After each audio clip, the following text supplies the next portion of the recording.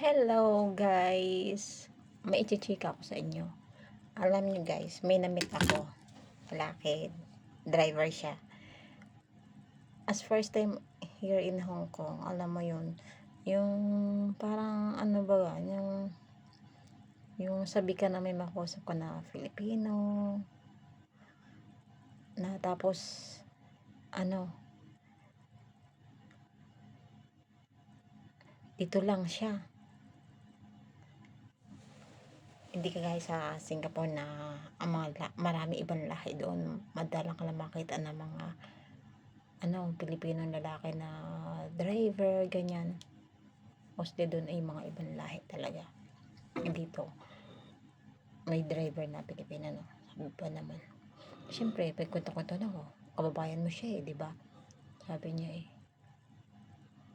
Maya-maya napunta yung kwentuhan namin sa day off mo ba sa Sunday? Sabi sa akin, sabi ko, oo. Sabi, bakit? Sabi ko, meet tayo, pasyal tayo. Bino? Hindi ako namamasyal. Sabi ko, nag-church ako. Edi pagkatapos mag-church, intayin kita. Ngik-ngik mo. Alam ko na yung ibig mong sabihin.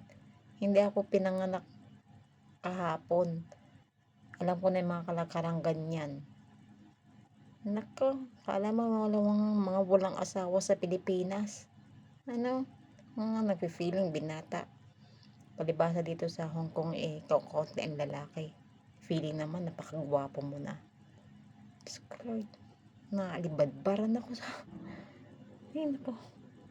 Walang pinipili, no? Siguro basta may butas, no? Lahat siguro pinapatos niya, no? Basta may butas.